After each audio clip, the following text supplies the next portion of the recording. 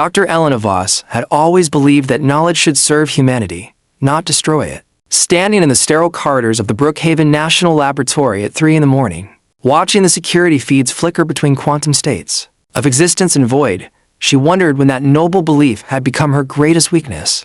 The coffee in her hands had gone cold hours ago, but she clutched it anyway, finding comfort in its familiar weight. Around her, the quantum mechanics laboratory hummed with an otherworldly energy that made her teeth ache. Banks of computers processed calculations that would have taken Einstein a lifetime to solve, their screens displaying probability clouds that shifted like digital storms. Still here, Elena. Dr. Marcus Chen emerged from the shadows, his footsteps echoing against the polished floor. As project director, Marcus had been working even longer hours than she had, but he somehow always managed to look composed.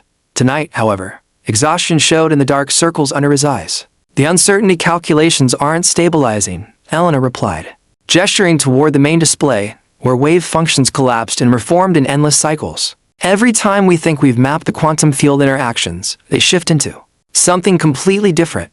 Marcus moved beside her, studying the data with the intensity that had made him one of the most respected quantum physicists in the world. That's exactly what makes this so revolutionary. We're not just observing quantum mechanics anymore, Elena. We're weaponizing the fundamental uncertainty of reality itself. The words sent a chill down Elena's spine, though she'd heard them countless times over the past 18 months. Project Heisenberg had begun as pure research, an attempt to understand how quantum entanglement could be applied to computing systems. Then the Department of Defense had arrived with briefcases full of funding and requirements. That made Elena's stomach turn. Remember when we thought quantum computing would solve climate change? She asked, not taking her eyes off the swirling data. When we believed we'd use quantum mechanics to design better solar panels, more efficient batteries, medications that could target cancer cells with impossible precision. The world changed, Elena. Marcus's voice carried a weight that suggested this conversation had become routine between them. When the Beijing Institute demonstrated quantum radar that could track our stealth aircraft through 11 dimensions simultaneously, peaceful applications became a luxury we couldn't afford. Elena finally turned to face him, seeing her own moral exhaustion reflected in his expression. So we decided to turn the uncertainty principle into a targeting system that makes enemy weapons miss their targets. By existing in multiple probable locations simultaneously, we took Heisenberg's most beautiful insight about the nature of reality and turned it into a tool for war.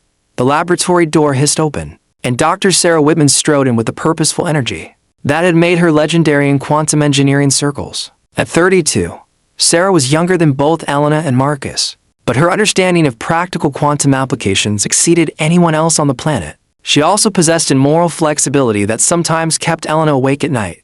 The Pentagon brass wants another demonstration, Sarah announced, dropping a tablet onto the central workstation. General Morrison specifically requested a live test of the quantum uncertainty field against incoming projectiles. They want to see if we can make an entire missile battery forget where its targets are located. Elena felt something cold settle in her chest. Sarah, we've run the simulations. We know the theoretical applications work. Why do we need to keep proving that we can manipulate reality itself? Sarah's laugh contained no humor. Because theoretical applications don't win wars, Elena. Because right now, somewhere in China or Russia or North Korea, other scientists are probably having this exact same conversation about their own quantum weapons programs. The difference is they're not letting conscience slow them down. The truth of that statement hit Elena like a physical blow. She'd read the intelligence reports, seen the satellite imagery of quantum research facilities sprouting up across the globe like digital mushrooms after rain. The race to weaponize quantum mechanics had become an arms race, unlike anything humanity had ever experienced. Because it wasn't just about building bigger bombs or faster missiles. It was about rewriting the fundamental rules of reality itself.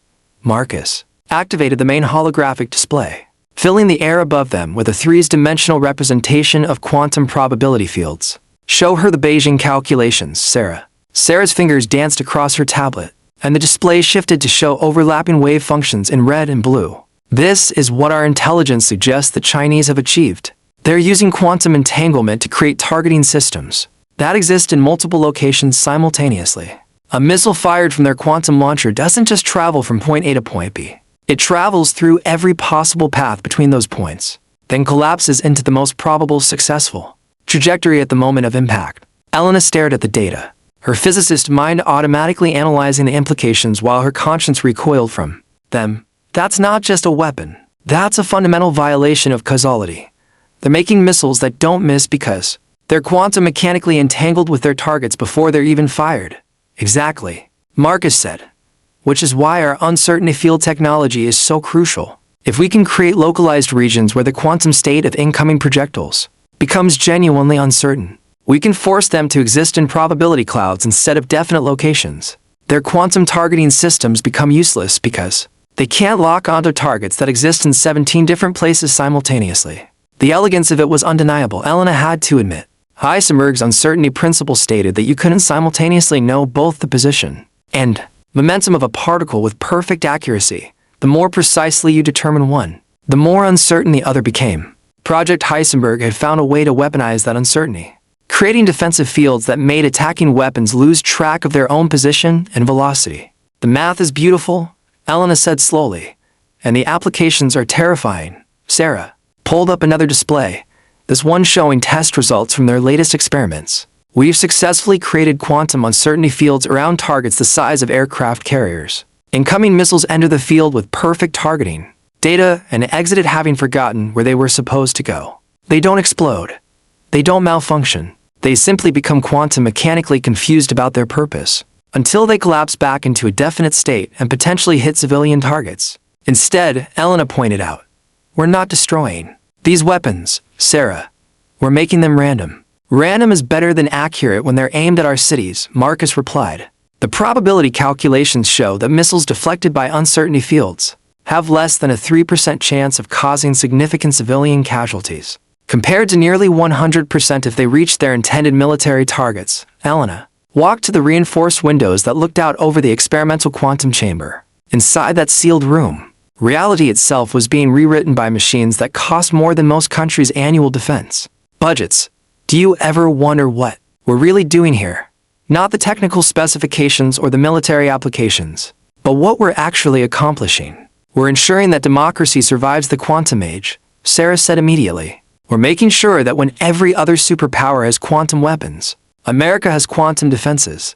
Are we, Elena, turned back to face them? Or are we ensuring that every future conflict becomes a battle between competing interpretations of reality? What happens when quantum uncertainty fields interact with quantum targeting systems? What happens when the fundamental nature of existence becomes the battlefield? Marcus and Sarah exchanged a glance that suggested they'd discussed this question before, probably without her. That's why we need to be first, Marcus said finally. That's why we need to be best. The country that masters quantum warfare doesn't just win future conflicts, they define what winning means. A soft chime indicated that the overnight calculations had completed. Elena moved to the main terminal, pulling up results that made her breath catch. The quantum field stability has improved by 37%. At this rate, we'll have a deployable uncertainty field system within 6 months. That's ahead of schedule, Sarah said, moving to look over Elena's shoulder. If we can maintain this rate of improvement, we could have quantum uncertainty fields, protecting every major military installation by the end of next year. Elena stared at the numbers, each one representing countless hours of theoretical work transformed into practical applications that could reshape warfare forever. I need some air, she said suddenly. I need to think. She left Marcus and Sarah analyzing the data and walked through the laboratory's corridors until she reached the observation deck. Outside, Long Island stretched away in darkness broken by distant lights. Somewhere out there, millions of people were sleeping peacefully, unaware that the fundamental nature of reality was being redesigned in underground laboratories to serve military purposes.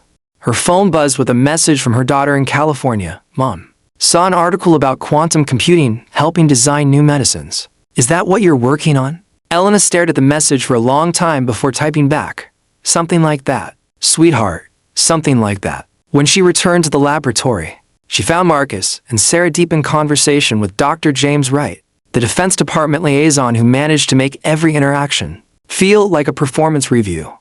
Wright was studying the latest test results with the satisfied expression of someone watching stock prices rise. Dr. Voss, Wright said without looking up from his tablet. Perfect timing. We need to discuss the timeline for field testing. Field testing. Elena felt her stomach drop. James, we haven't even completed the safety protocols for contained laboratory experiments, right? finally looked at her, his expression suggesting that safety protocols were charming academic concerns that had no place in serious military applications. The president has been briefed on Project Heisenberg. Given the current international situation, we've been authorized to accelerate testing procedures. Sarah moved to the main display and pulled up what Elena recognized as satellite imagery. We've identified a test site in the Nevada desert where we can evaluate the uncertainty field against live missile targets. Completely controlled environment. No civilian populations within 200 miles. Elena studied the images, seeing not just empty desert, but the moment when their theoretical work would become practical reality. What kind of missiles? Decommissioned Tomahawks, initially, Wright replied. If those tests succeed, we'll move to more sophisticated targets. Eventually, we'll need to test against quantum-guided projectiles to ensure our systems can handle next-generation threats. Quantum-guided projectiles that we don't possess, Elena pointed out. How exactly do we test defenses against weapons that don't exist yet? Marcus gestured toward another section of the laboratory, where Elena knew other teams were working on classified projects. We've been developing our own quantum targeting systems. Know your enemy by becoming your enemy, as the saying goes. The implications hit Elena like a cascade of falling dominoes. We're not just building quantum defenses. We're building quantum weapons too. Defensive quantum uncertainty fields and offensive quantum targeting systems are two sides of the same technological coin, Wright said. Matter-of-factly, you can't develop one without understanding the other. It's basic military strategy. Elena felt the laboratory walls closing in around her. So, we're in an arms race to control the fundamental forces of reality. We're turning the most beautiful insights in physics into tools for mutual destruction. We're ensuring that American military technology remains superior to potential threats. Wright corrected. The alternative is allowing other nations to gain quantum supremacy, while we limit ourselves to peaceful applications. Sarah activated a new display showing global quantum research facilities. Red dots marked confirmed weapons development programs. Yellow dots indicated probable military applications. And green dots showed purely civilian research. The map looked like a digital rash spreading across the planet. 17 countries have active quantum weapons programs, Sarah said, that we know of. The technology is advancing exponentially. Every month we delay deployment gives our potential enemies more time to develop countermeasures. Elena studied the map, noting how few green dots remained. What happened to international cooperation? What happened to using quantum mechanics to solve global problems instead of creating new ways to destroy each other? International cooperation requires trust, Marcus replied. Trust is a luxury that quantum weapons make obsolete. When any nation could potentially develop reality-altering weapons in secret, cooperation becomes impossible. Wright closed his tablet with a decisive snap. The field test is scheduled for next month. I need all department heads to confirm that their systems will be ready for live deployment. After Wright left, Elena found herself alone with the quantum probability displays, watching reality shift between possible states like a cosmic slot machine. Each wave function collapse represented billions of calculations. Each calculation brought them closer to a world where war would be fought with the fundamental forces of existence itself. Her phone rang. Dr. Liu Chen, Elena's former colleague from her graduate studies at MIT, appeared on the screen. Liu had returned to China 5 years ago to lead quantum research at Beijing University. They'd maintained their friendship despite the growing tensions between their countries. Elena, Liu said, her voice carrying across continents through quantum encrypted channels. I saw the papers you published on uncertainty field applications. Fascinating theoretical work, Liu. You know I can't discuss my current research. Elena glanced around the laboratory to ensure their conversation remained private. Of course not. I'm calling as a friend, not a scientist.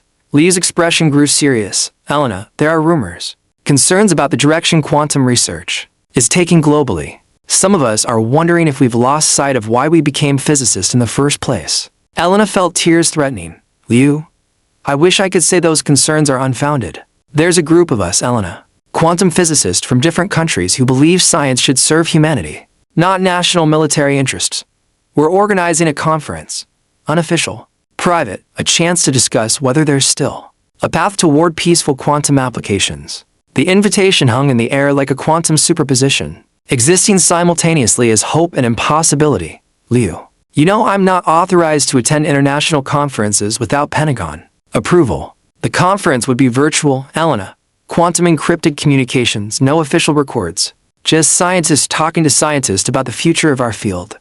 Elena closed her eyes. Seeing her daughter's face, remembering why she'd fallen in love with physics in the first place. Send me the details. After ending the call, Elena returned to the experimental chamber where Marcus and Sarah were conducting preliminary tests for the field deployment. Inside the sealed room, quantum uncertainty fields flickered in and out of existence like aurora borealis made of mathematics. Elena, Marcus called out, come look at this. We've achieved stable uncertainty fields across an area of 50 square meters. The field strength is sufficient to confuse the targeting systems of any known missile technology. Elena joined them at the observation window, watching as test projectiles entered the uncertainty field with perfect trajectories and emerged spinning randomly, their guidance systems overwhelmed by quantum confusion. It was beautiful and horrible at the same time. The implications are staggering, Sarah said excitedly. We could protect entire cities with quantum uncertainty fields. Enemy missiles would become quantum mechanically lost before they could reach their targets, until enemy quantum physicists develop uncertainty-resistant targeting systems, Elena replied. Then we develop stronger uncertainty fields, and they develop stronger targeting systems. And we spiral into a quantum arms race that never ends. Marcus turned to face her fully. Elena, what would you have us do? Abandon quantum defense research, and hope that other countries do the same. Hope that scientists in less democratic nations share our moral concerns. The question contained its own answer, and Elena hated that fact. I would have us remember that quantum mechanics revealed the fundamental interconnectedness of reality. That observation changes the thing being observed. That uncertainty isn't a bug in the universe, it's a feature.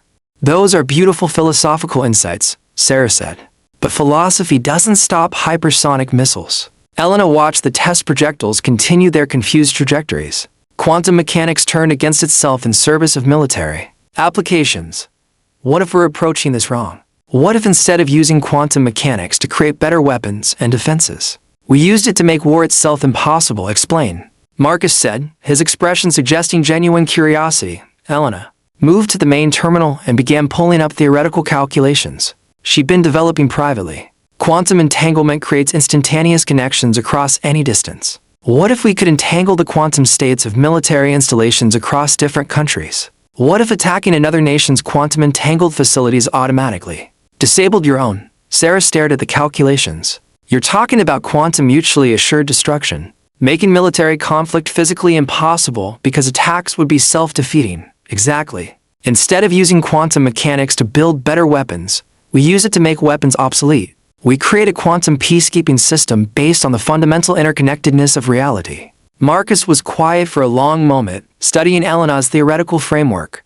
It's brilliant, he said finally, and completely impossible to implement. It would require unprecedented international cooperation and trust. Trust that quantum weapons have made impossible, Elena admitted. We're trapped in a cycle where fear of quantum weapons drives us to develop quantum weapons, which creates more fear, which drives more development. The laboratory's intercom crackled to life. Dr. Voss, Dr. Chen, Dr. Whitman, please report to conference room A immediately. They found Wright waiting with two other officials Elena didn't recognize. Maps of the Nevada test site covered the conference table, along with deployment schedules that made Elena's head spin. Ladies and gentlemen, Wright began, I have news that changes our timeline significantly. Intelligence suggests that North Korea has achieved a breakthrough in quantum-guided missile technology. We need operational uncertainty field defenses deployed within 60 days.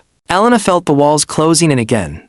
James, 60 days isn't enough time to complete proper safety testing. We don't know how uncertainty fields might interact with existing quantum systems. We don't have the luxury of extended testing periods. One of the unknown officials replied, the president has authorized emergency deployment protocols. Your quantum uncertainty fields will be protecting American military installations, whether they're perfect or not. Sarah leaned forward, her expression intense. What exactly did North Korea achieve? Wright activated a holographic display showing intelligence footage of missile test. They've developed guidance systems that use quantum entanglement to lock onto targets before launch. Their missiles don't just know where their targets are. They're quantum mechanically connected to them. Distance and physical barriers become irrelevant. Elena watched the test footage with growing horror. The North Korean missiles moved with impossible precision, adjusting their trajectories in real time through quantum connections that transcended normal physics. They've weaponized quantum entanglement itself. Those missiles are more like quantum teleportation systems than traditional projectiles. Which makes your uncertainty field technology our only viable defense, right? Concluded. When traditional physics fails, quantum uncertainty becomes our salvation. Marcus pulled up their latest test results. Our uncertainty fields should be able to disrupt quantum entanglement by introducing genuine randomness into the targeting equations. If we can make target locations genuinely uncertain, quantum guidance systems become useless. Should be able to, Elena emphasized. We've never tested our systems against genuine quantum-guided weapons because we don't possess any. That's about to change, Wright said. Based on the North Korean intelligence, we're accelerating our own quantum guidance program. Within 30 days, we'll have our own quantum-guided test missiles to evaluate your defensive systems against. Elena realized they'd crossed a line from which there might be no return. So we're building quantum weapons to test quantum defenses to protect against quantum weapons. That we're also building. We're creating the very threats we're trying to defend against. We're ensuring that American quantum technology remains superior to potential enemies. Wright repeated his earlier phrase like a mantra. The alternative is allowing other nations to gain advantages we can't counter. After the meeting, Elena found herself alone in the laboratory's break room, staring at a cup of coffee that had long since gone cold. Lee's conference invitation still glowed on her phone screen, representing a path she wasn't sure she could take. Sarah found her there an hour later. Elena, I know this is moving fast. I know the moral implications are complicated. But we're scientists. We follow the data where it leads. Even if we don't like the destination, are we scientists, Sarah? Or are we weapons engineers who happen to understand quantum mechanics? Sarah sat down across from her. Maybe there's no difference anymore. Maybe the fundamental nature of reality is too powerful to be left to pure research. Maybe weaponizing quantum mechanics is inevitable, and our choice is whether to do it first or have it done to us. Elena looked at her phone again, seeing Liu's message alongside a photo from her daughter's graduation. What if there's a third option? What if international cooperation isn't impossible, just difficult? You're thinking about Liu's conference, Sarah guessed. Elena nodded slowly. What if quantum physicists from different countries work together to establish protocols for peaceful quantum research? What if we collectively agree that some applications of quantum mechanics should remain off limits? Treaties require trust. Trust requires verification. How do you verify that someone isn't secretly developing quantum weapons in underground laboratories? Sarah's questions contained their own answers. That evening, Elena attended Liu's virtual conference from her home office. Quantum physicists from 12 countries appeared on her screen through encrypted channels, their faces reflecting the same moral exhaustion she felt. Dr. Amara Okafor from Nigeria spoke first. We've reached a point where the most beautiful insights in physics are being turned into tools for destruction. Quantum entanglement, uncertainty principles, wave function collapse, these aren't just mathematical concepts anymore. They're the building blocks of next-generation weapons. Dr. Hans Müller from Germany nodded agreement. My grandfather helped develop rocket technology that was used for both space exploration and warfare. He often wondered if scientific knowledge inherently tends toward military applications, or if that's just the path societies choose. Liu's image flickered as quantum encryption adjusted to maintain security. The question facing us is whether quantum weapons are inevitable, or whether we can collectively choose a different path, whether we can use quantum mechanics to enforce peace instead of enable war. Elena found herself speaking before she'd consciously decided to.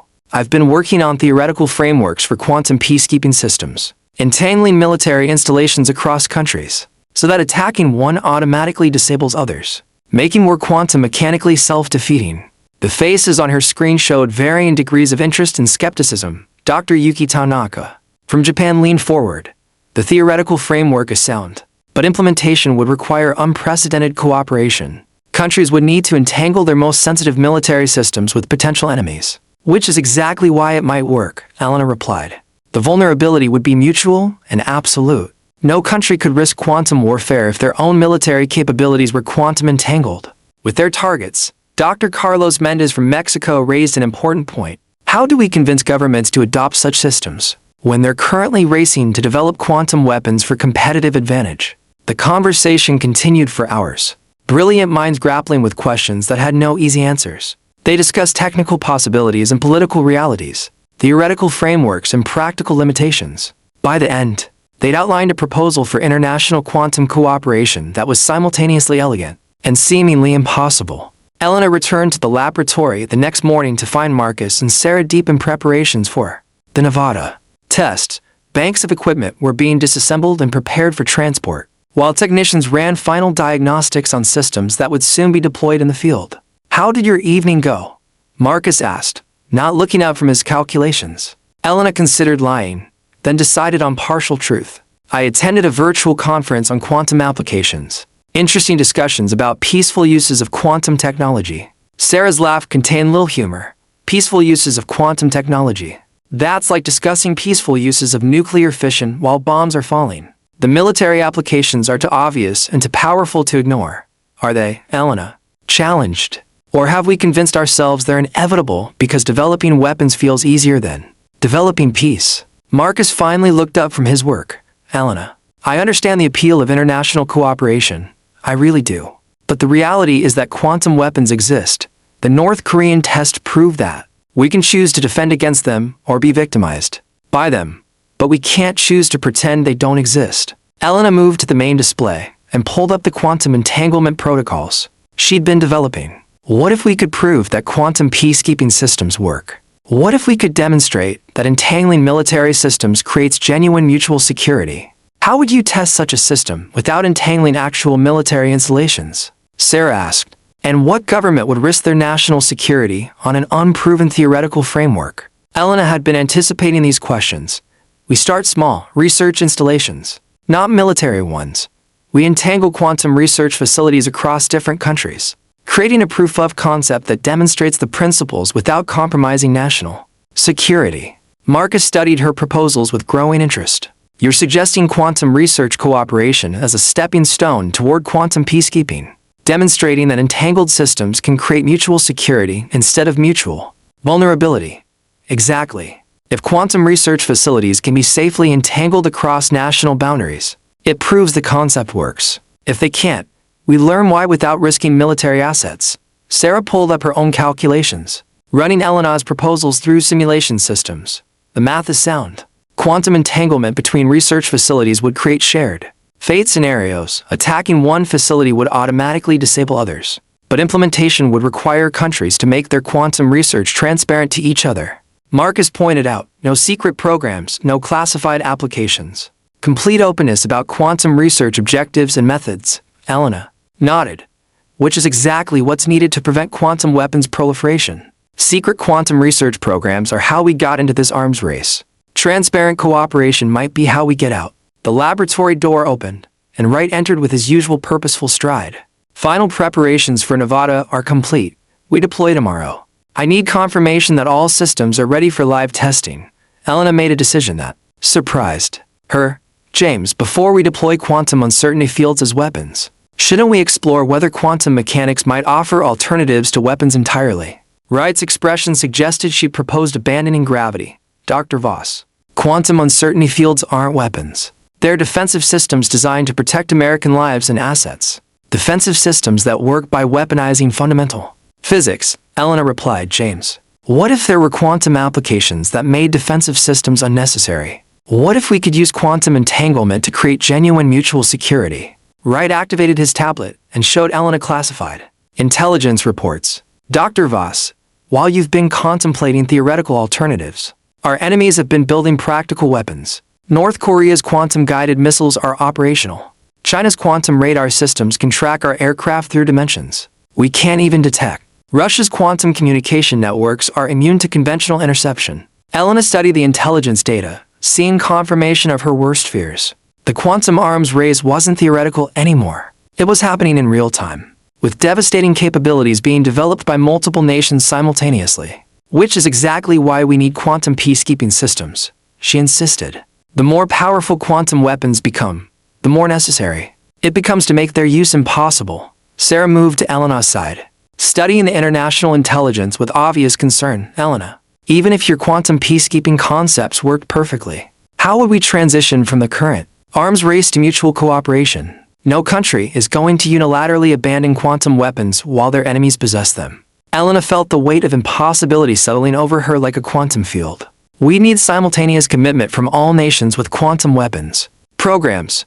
We need verification systems that transcended national sovereignty. We need trust in an era when quantum technology makes trust effectively impossible. Marcus closed his calculations and looked directly at Elena. You're describing a quantum version of nuclear disarmament. We know how well that's worked over the past 70 years. Wright gathered his materials with the satisfaction of someone winning an argument. Tomorrow we test quantum uncertainty fields against live targets in Nevada. Next month we begin deployment at military installations. By year's end, quantum defenses will protect every major American military asset. That's not just strategy, Dr. Voss. That's survival after Wright left. Elena found herself staring at the quantum probability displays with new understanding. The wave functions weren't just mathematical abstractions anymore. They represented the possible futures of human civilization, collapsing into increasingly narrow ranges of probability with each quantum weapons breakthrough. Her phone buzzed with a message from Liu. Elena, the conference participants have been discussing your quantum peacekeeping proposals. We want to develop a formal framework for international consideration. Are you willing to collaborate on something that might change everything? Elena looked around the laboratory, where quantum uncertainty fields flickered like digitized aurora, where the fundamental forces of reality were being reshaped into tools for warfare. She thought about her daughter's question about medicine, about her own dreams of using quantum mechanics to solve global problems. Instead of creating new ways to destroy each other, she typed back to Liu. Yes, let's change everything.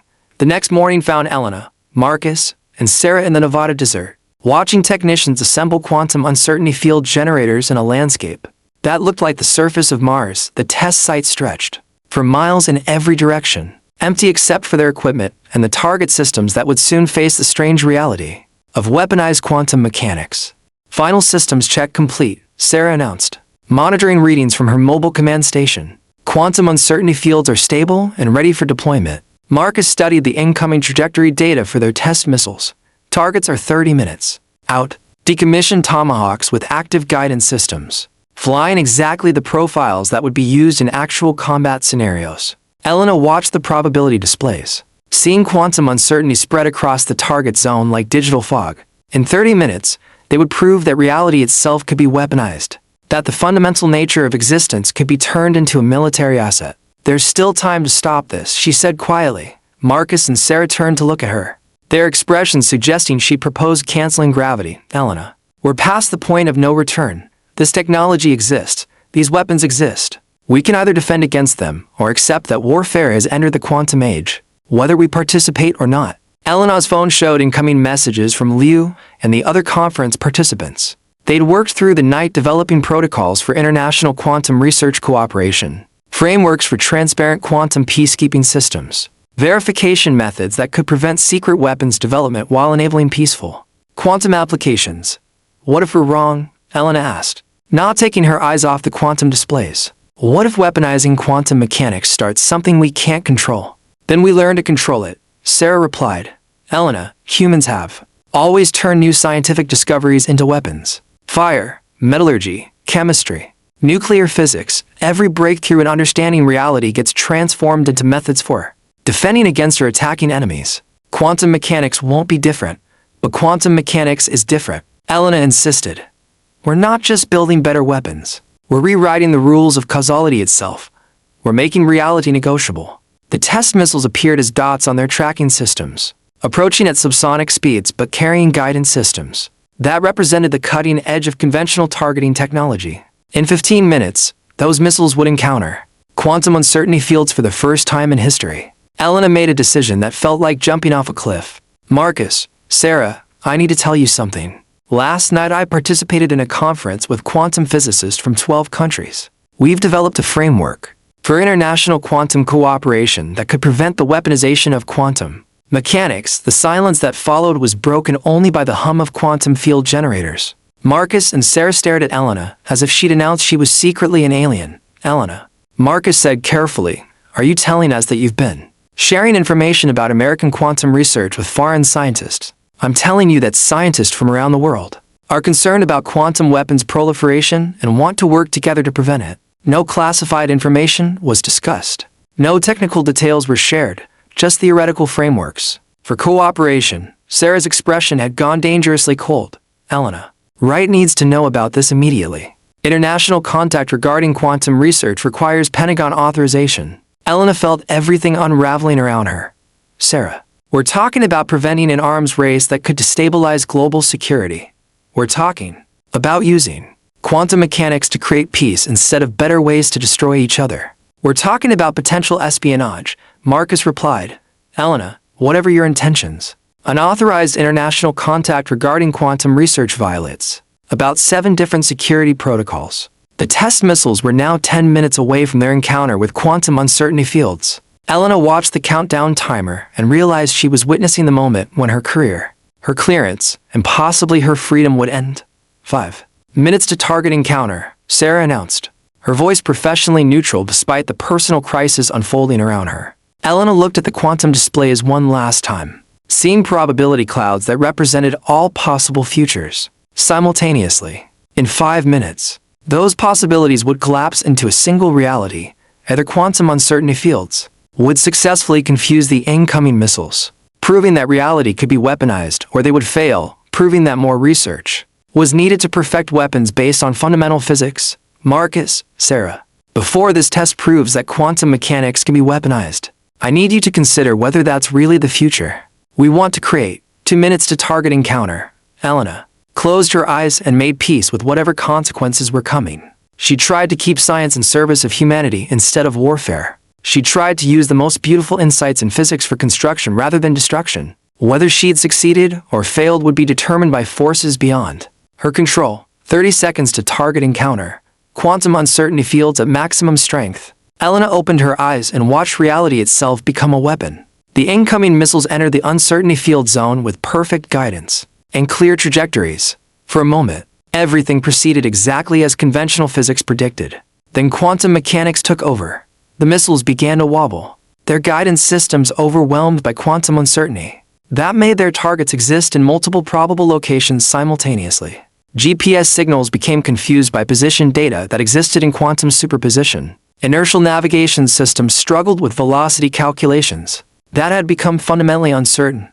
One by one, the missiles lost their way. They didn't explode or malfunction. They simply became quantum mechanically confused about their purpose, their trajectories shifting into probability clouds rather than definite paths. Complete success, Sarah announced, her voice mixing triumph with something that might have been regret. Quantum uncertainty fields have successfully confused all incoming targets. No missile reached its intended impact zone. Elena watched the confused missiles scatter across the desert like lost children, their sophisticated guidance systems defeated by the fundamental uncertainty of reality itself. They'd proven that quantum mechanics could be weaponized. They demonstrated that the nature of existence could be turned into a military asset. They'd also proven that Elena's career was over. Wright arrived at the command station with security personnel who made Elena's situation clear without words. Dr. Voss, we need to discuss your unauthorized international communications regarding classified research. As security escorted Elena away from the test site, she looked back at the quantum uncertainty field generators humming in the desert silence. Somewhere in that equipment, the fundamental forces of reality were being reshaped in service of warfare. Somewhere in those calculations, humanity was taking another step away from peace and toward a future where war would be fought with the building blocks of existence itself. Her phone showed one final message from Liu. Elena, whatever happens to you, know that the work continues. Scientists around the world are choosing cooperation over competition. The quantum future isn't determined yet. Elena smiled as security led her toward vehicles that would take her away from the laboratory where she'd spent the best years of her career. Liu was right. The quantum future wasn't determined yet. Like quantum mechanics itself, it existed in superposition between multiple possible states. Maybe that uncertainty was reason for hope. 3 months later, Elena sat in a coffee shop in Berkeley, reading news reports about quantum weapons deployments across the globe. North Korea had tested quantum-guided missiles against quantum uncertainty fields. China had announced quantum radar systems that could track quantum uncertainty-protected targets. Russia had revealed quantum communication networks that could coordinate attacks faster than quantum defenses could respond. The quantum arms race had become exactly what Elena had feared, an escalating spiral of competing interpretations of reality itself, where each breakthrough in quantum defense immediately triggered breakthroughs in quantum offense. Her laptop showed 17 different news articles about quantum weapons incidents. In the past month alone, a Chinese quantum-guided missile had malfunctioned and struck a civilian target because its quantum entanglement had been disrupted by solar radiation. Russian quantum uncertainty fields protecting a naval base had accidentally affected commercial aircraft.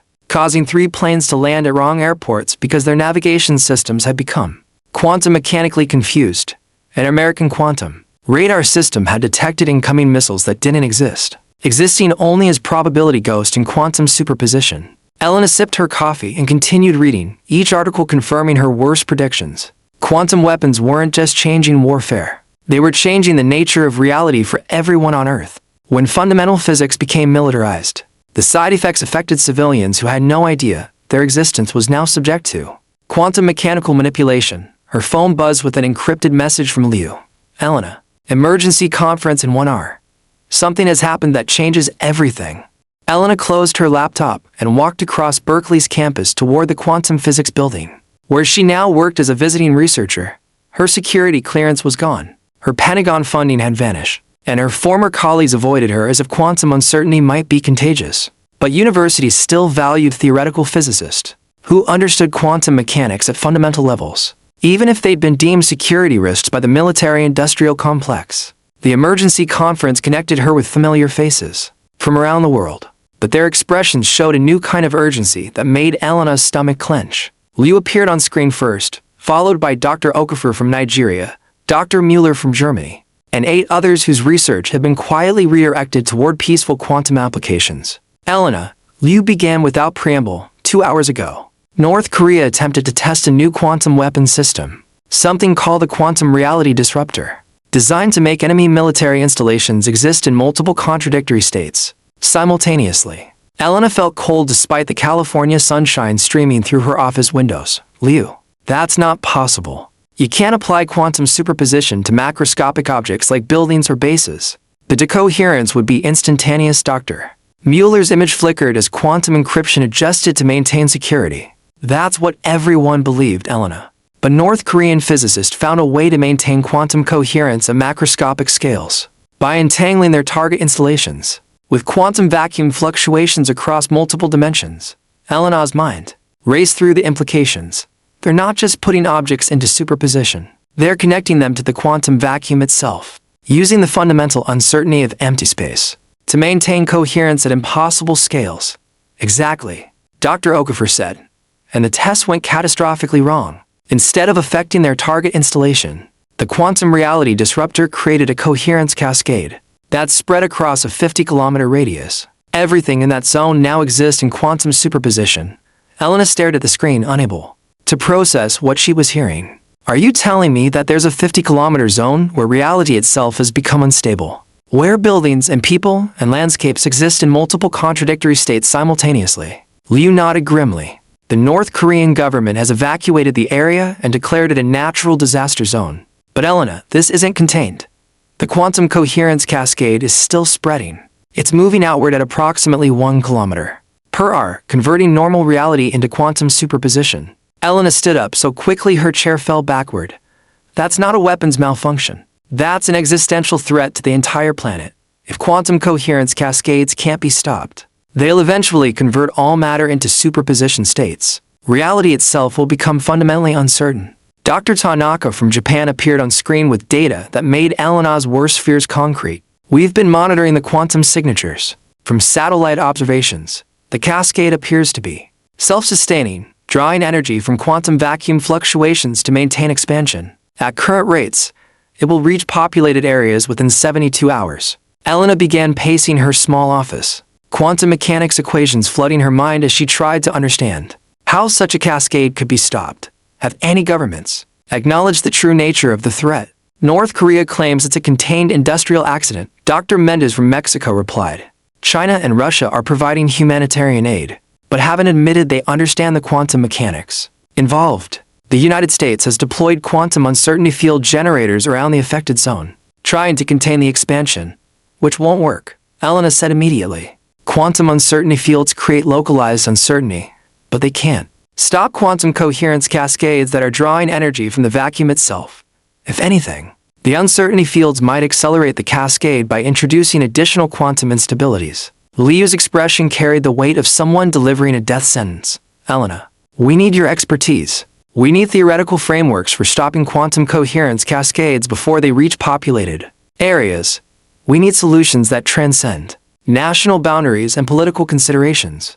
Elena stopped pacing and looked directly at the camera.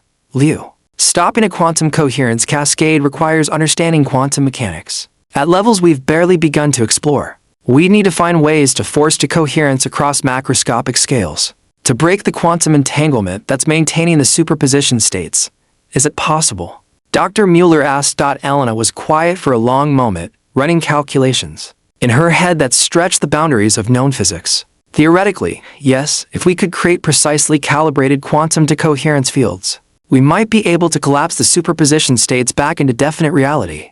But it would require unprecedented cooperation between quantum physicists from every nation with advanced quantum technology, including the nations whose quantum weapons programs created this crisis in the first place. Dr. Okafor pointed out. Elena felt the weight of irony settling over the situation like quantum fog. The same quantum weapons technology that created this threat might be the only thing capable of stopping it. We need every quantum uncertainty field generator, every quantum guidance system, every quantum radar array on Earth working in perfect coordination to create a decoherence field powerful enough to collapse 50 kilometers of superposition reality. Liu leaned forward, her expression intense. Elena, what you're describing sounds like the quantum cooperation framework you proposed months ago. Entangling quantum systems across national boundaries to create mutual security. Except, now it's not about preventing war, Elena replied. It's about preventing the quantum mechanical destruction of reality itself. The conference participants exchanged glances that suggested they all understood the situation's ultimate irony. The quantum arms race had created a threat that could only be addressed through the international quantum cooperation they've been advocating for months. Elena made a decision that felt like stepping into quantum superposition herself.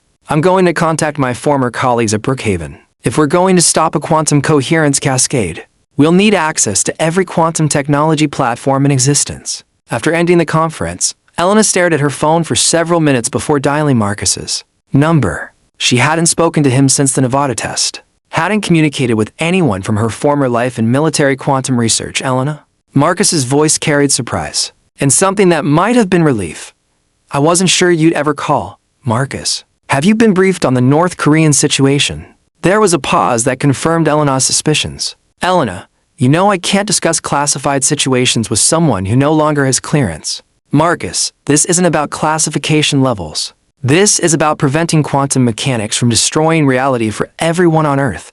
Another pause, longer this time. Elena, where are you right now? Berkeley.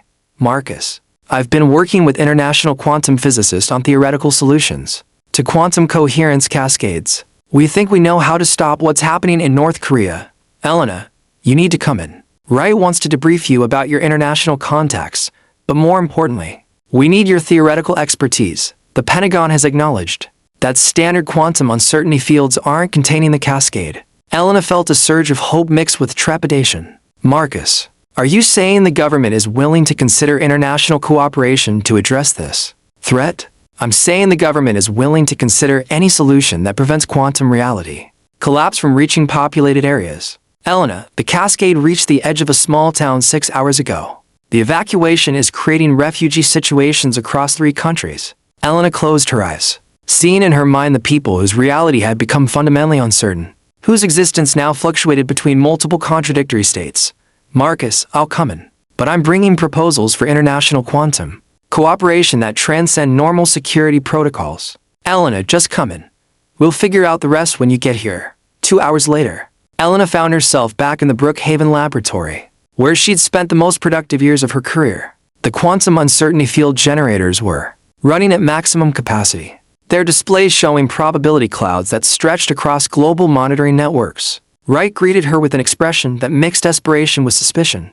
Dr. Voss, before we discuss solutions, I need to understand the extent of your international communications regarding quantum research. Elena looked around the laboratory, where quantum mechanics had been transformed into weapons technology, where the fundamental forces of reality had been pressed into military service. James, I've been working with quantum physicists from 12 countries to develop frameworks for international cooperation on quantum applications. No classified information was shared. No technical details were exchanged, just theoretical discussions about using quantum mechanics for peaceful purposes instead of warfare. And now you're claiming that international cooperation is necessary to address the North Korean crisis, Wright replied. Elena moved to the main display and activated her theoretical calculations. For quantum decoherence fields, James, stopping a quantum coherence cascade requires more quantum processing power than any single nation possesses. We need every quantum system on Earth working in coordination to generate decoherence fields strong enough to collapse macroscopic superposition states. Sarah appeared from the experimental chamber, her expression showing the strain of working 18-hour days since the North Korean incident. Elena, I've reviewed your theoretical framework. The math is sound, but implementation would require sharing quantum system control protocols with every nuclear power on Earth. Elena nodded grimly, including countries we currently consider enemies, including the country that created this crisis in the first place. Marcus joined them at the main display, pulling up real-time satellite data from the affected zone. Elena, look at this. The cascade has consumed 3 towns and is approaching a city of 50,000 people. We have maybe 18 hours before civilian casualties become massive. Elena studied the data, seeing quantum probability signatures spreading like digital cancer across the landscape. Marcus, how many quantum uncertainty field generators do we have available for decoherence field generation? Globally, including classified systems. Marcus consulted his data. Perhaps 100 units capable of the precision you're describing. We need at least 500 for adequate decoherence field strength, Elena replied. Which means we need quantum systems from China, Russia, and North Korea itself. Wright's expression suggested she proposed surrendering to alien invaders. Dr. Voss, you're asking us to coordinate our most sensitive quantum technologies with potential enemies. During an active crisis situation, Elena turned to face him directly. James, I'm asking you to choose between national security protocols and the continued existence of reality itself. The quantum coherence cascade doesn't recognize political boundaries. It doesn't care about classification levels or military strategies. It's converting normal existence into quantum superposition. And if we don't stop it, there won't be any nations left to have security concerns about. Sarah activated another display showing cascade expansion projections.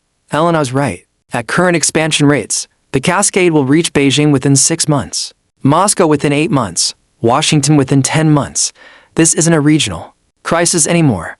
It's a global existential threat. Elena felt the weight of the moment settling around her like quantum uncertainty itself. The irony is perfect, isn't it? We spent so much energy turning quantum mechanics into weapons that we created a threat that can only be addressed by turning quantum mechanics into the foundation for unprecedented international cooperation.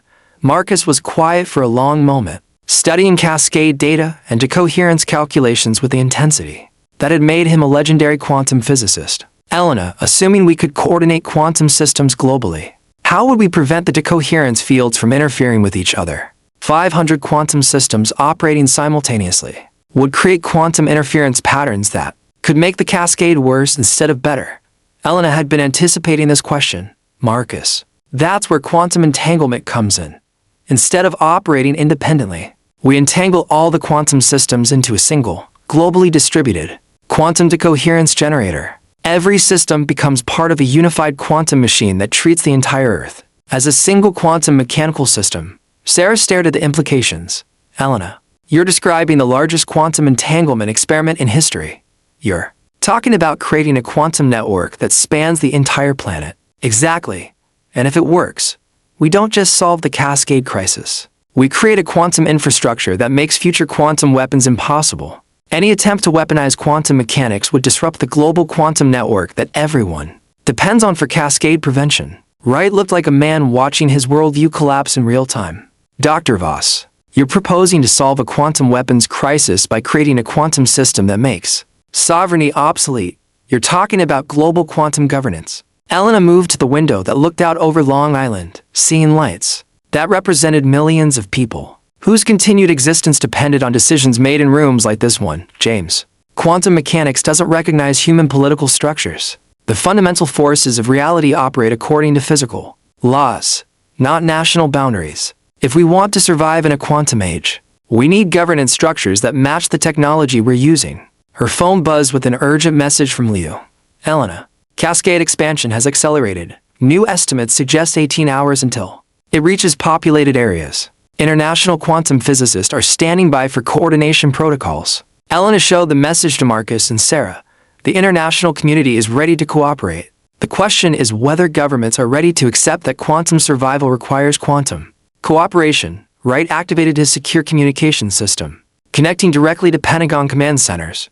I need authorization for unprecedented international quantum coordination to address existential threat scenarios. While Wright negotiated with higher authorities, Elena found herself working alongside Marcus and Sarah exactly as they had during the early days of Project Heisenberg, when quantum uncertainty fields had been theoretical possibilities rather than deployed military assets. Elena, Sarah said quietly, if we succeed in stopping the cascade through international quantum cooperation, everything changes. Quantum technology becomes a global commons rather than a national competitive advantage. Elena nodded, running calculations for planetary-scale quantum entanglement networks. Sarah, maybe that's exactly what needs to happen. Maybe the quantum age requires us to think beyond national boundaries and competitive advantages. Maybe survival in a quantum universe requires quantum cooperation. Marcus pulled up communication protocols for connecting with quantum systems in Beijing, Moscow, and Pyongyang.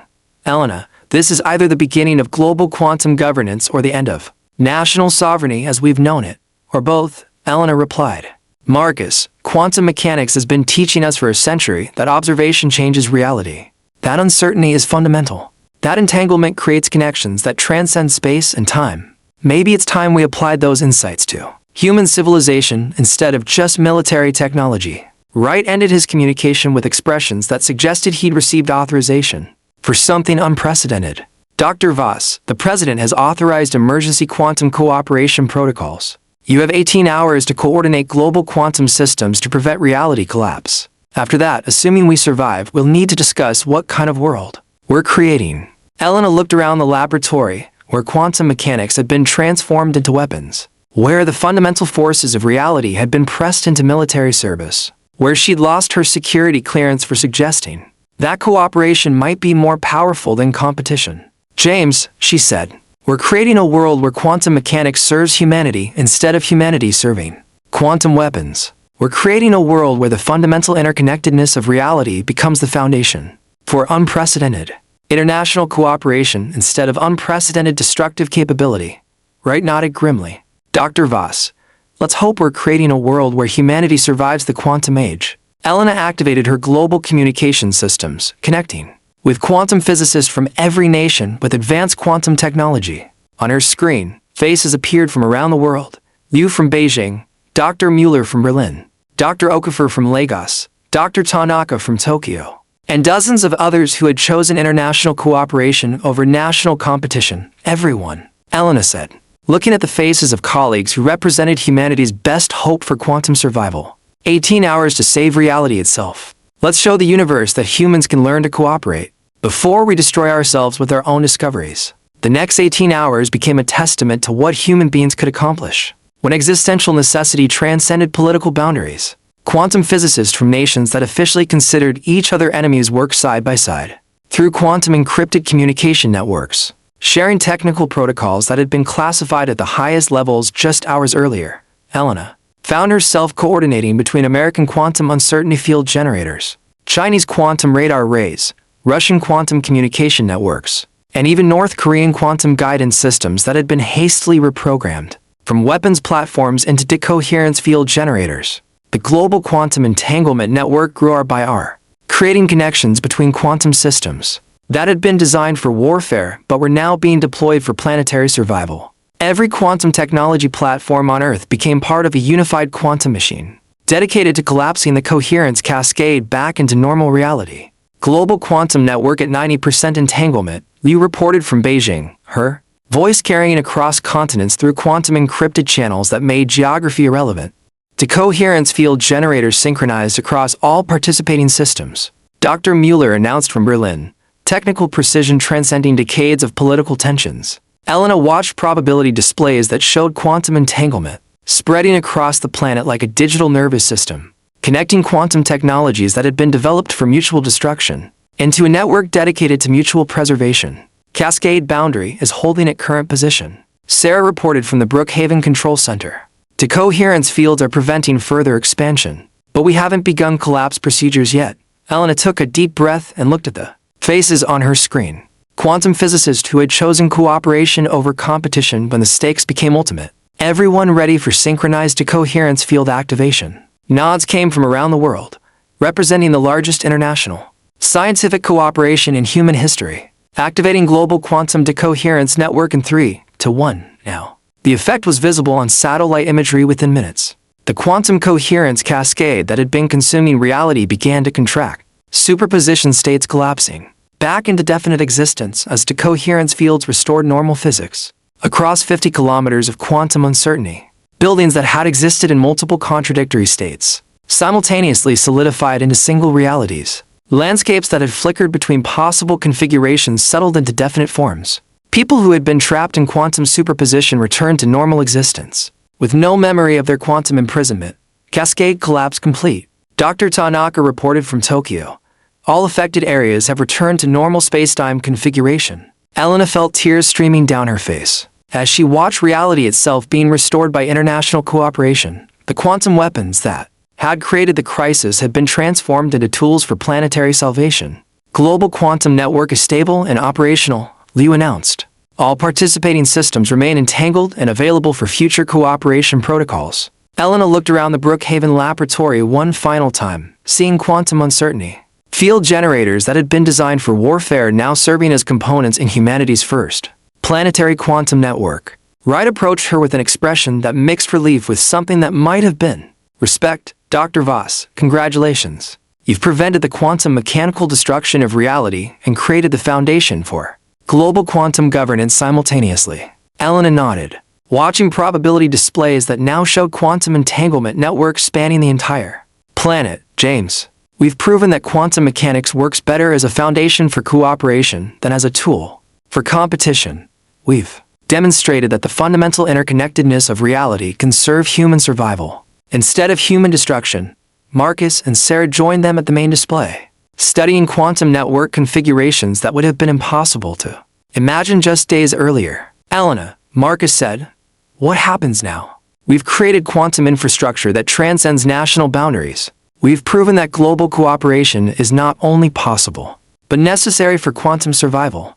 Elena considered the question while watching global quantum entanglement data flow across screens that had once displayed weapons targeting information. Marcus, I think we've learned that surviving the quantum age requires quantum thinking. We've learned that uncertainty isn't something to be weaponized but something to be embraced. We've learned that entanglement creates connections that make isolation impossible. Sarah pulled up projections for expanding the global quantum network beyond crisis response applications. Elena, this infrastructure could support quantum computing networks that solve climate change, quantum communication systems that make warfare obsolete, quantum sensing networks that monitor environmental threats globally. Elena smiled, seeing in those projections the peaceful quantum applications she dreamed of when she first fell in love with physics. Sarah, maybe that's the real lesson here. Maybe quantum mechanics was never meant to be weaponized.